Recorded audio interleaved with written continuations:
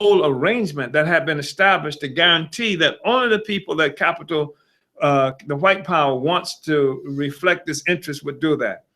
And if you should consider this, that if you look at the polls now, as I mentioned earlier, you have Hillary Clinton with a 55% negative polling, which means that less than half, only 45% of the people support her, and Trump with 57% negative.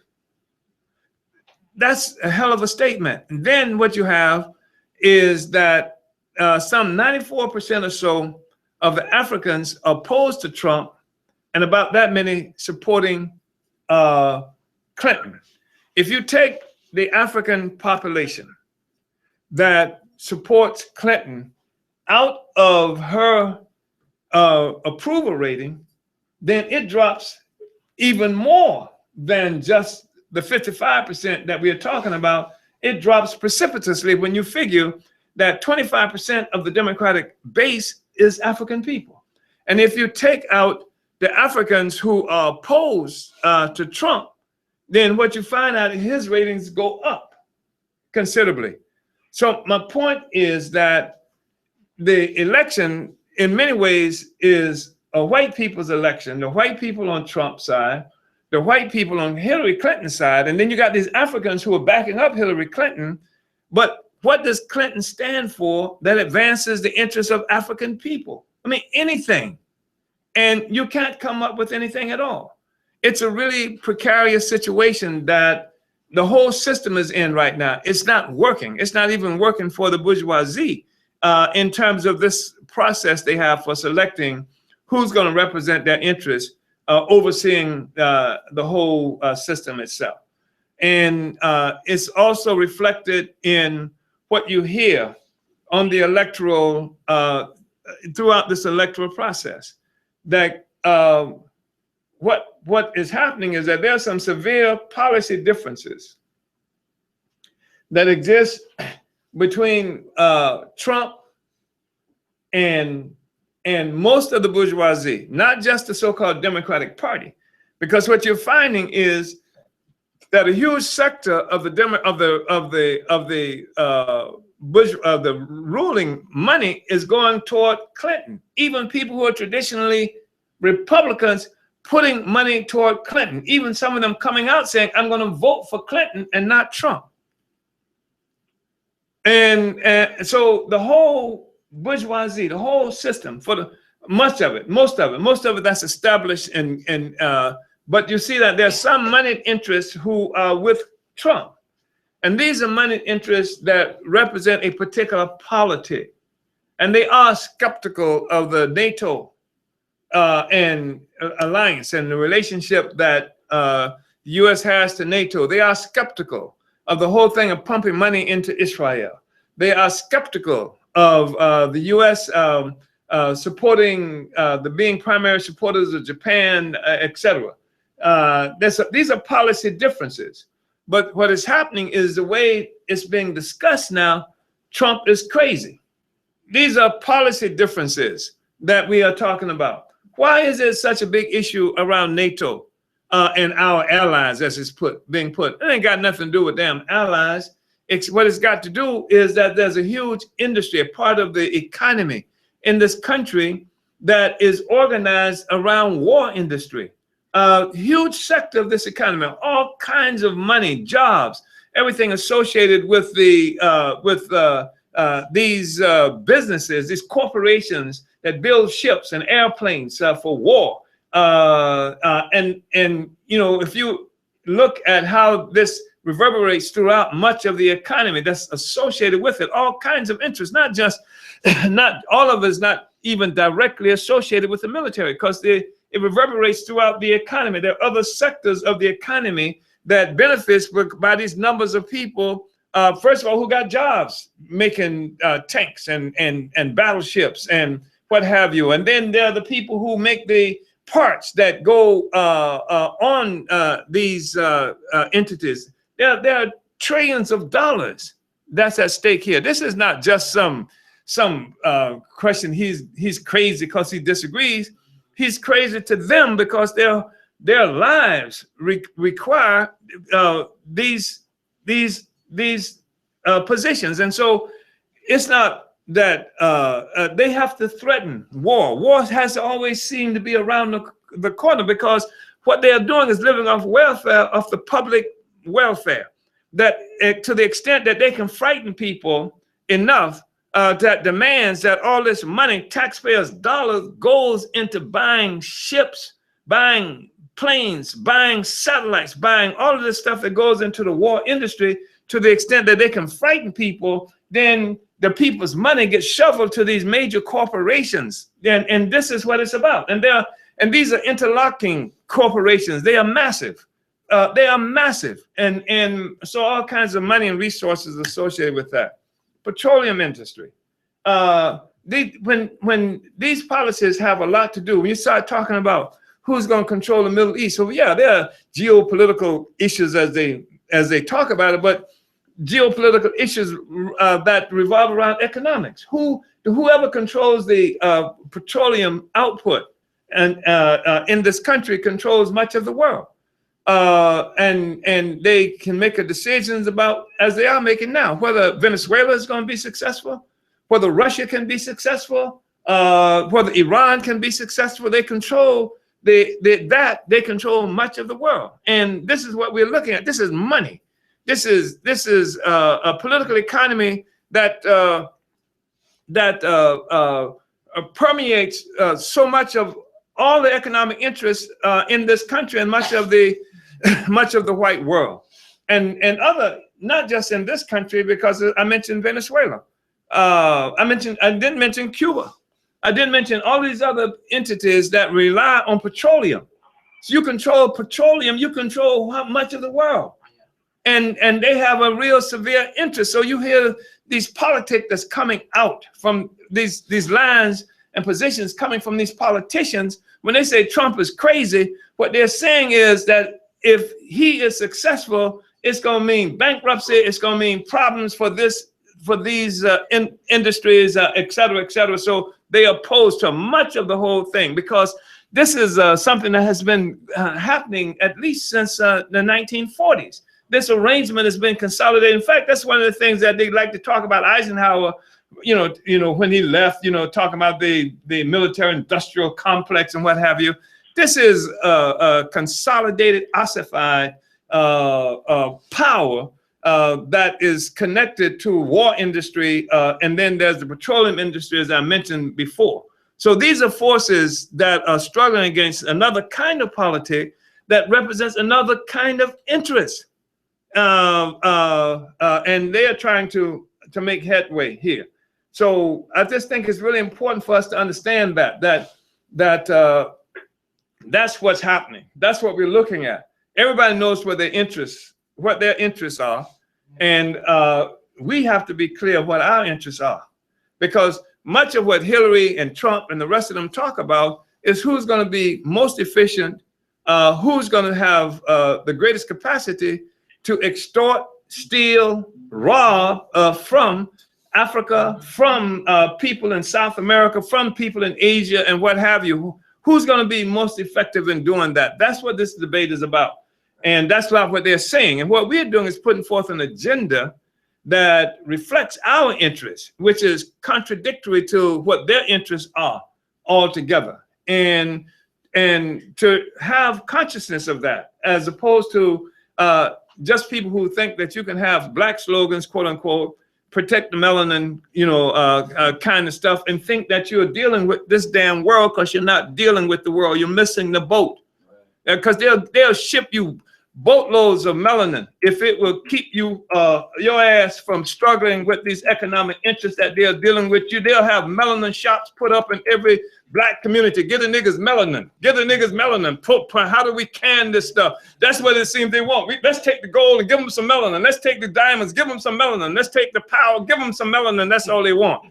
This is let's find a way to can melanin, because that's the only thing these niggas seem to be interested in. Some melanin. Give them melanin.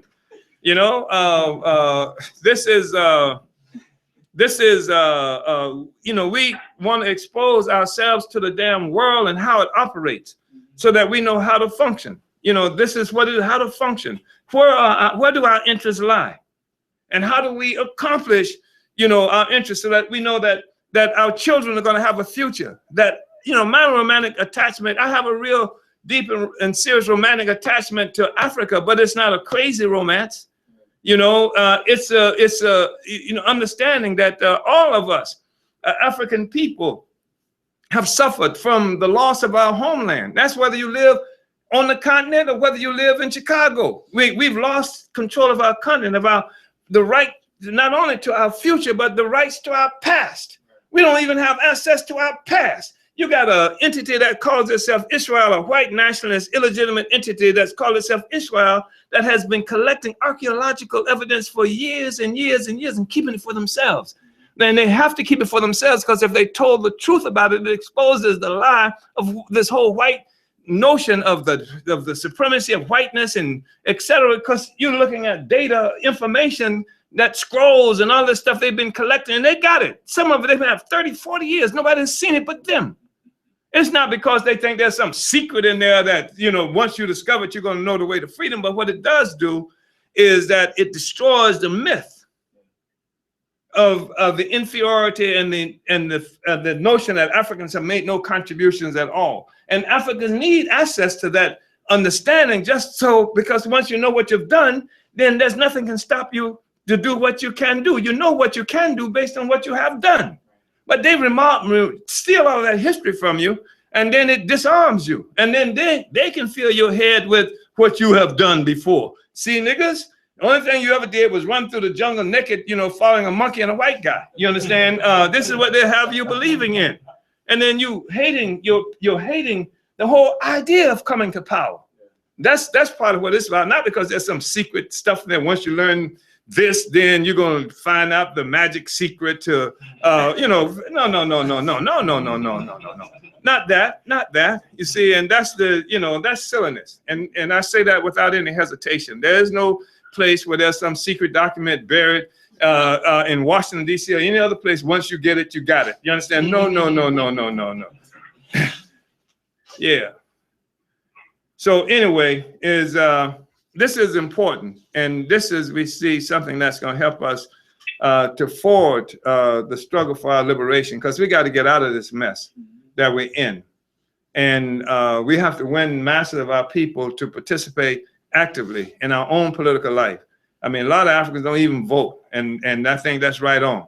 And I think Africans do not vote because they're stupid. Africans do not vote because they're smart, because they know the vote hasn't done a damn thing for us. So let's put together our agenda. And the thing about our agenda that's so important, this is not an agenda that you pursue every 4 years. It's not, okay, there's going to be another election, let's pursue this agenda. This is an agenda we pursue all the time, every day, all the time. This is what we're struggling for. And so, and I say this is what we're struggling for. I'm talking about as the coalition. Then there are individual organizations in the coalition, like the party. Our party, our view is deeper on some of these questions that the coalition can be. So we fight, from the perspective of our party to advance the struggle for control of the narrative, control of the trajectory that we're on to make this revolutionary process. So anyway, comrades, obviously we won't be doing this Sunday because we will be in Philadelphia, and everybody who wants to participate in this discussion on Sunday should be in Philadelphia with us at the preparatory conference for the Black is Back Coalition, the National Black Political Agenda for Self-Determination. So, comrades, Uhudu, yes. This is Kalanda. This is kind of something related but separate about the demands that the Black Lives Matter people put out. And I'm trying to, reading through it now, researching for articles for the Burning Spear. And I don't know if you know much about it. You could speak on it a little bit. Just to me, like a lot of their demands replicate voting demands, which was very watered down. And And then they're trying to, like, I'm reading through it, and it's like they're trying to go through this bill and this legislative process. So it's very much reformism. So I don't know if you know much about that too. Who's done this? Who are you saying has done this? Black Lives Matter. Oh, the Black Lives Matter put out. Yeah, I think they've been influenced in a very serious way by the coalition, by the party. So it's all right. I mean, we're pushing them and making them have to finally begin to say something. And before you know it, they'll be saying Uhuru. But it is you know, a form of, and I think some of the people who may be influencing that agenda may have relationships to the Uhuru movement as well. So yeah, I think somebody was reading parts of it to me, and it's what's really clear is that they've been pushed, and they're adopting as much as they can of the much as they can digest from the party and from the Black Coalition. I think they have officially changed the name to hashtag Movement for Black Lives instead of Black Lives Matter. And one of the slogans that they have now is defending Black dignity requires Black power. No, they don't. No, they don't. You're making that up on that. So that's coming from, you say, one of the slogans now for defending, for the Movement for Black Lives, which is now how they're characterizing the Black Lives Matter coalition instead of Black Lives Matter, is defending Black dignity requires Black power. Defending Black dignity defies Black. Defending Black dignity requires clothes.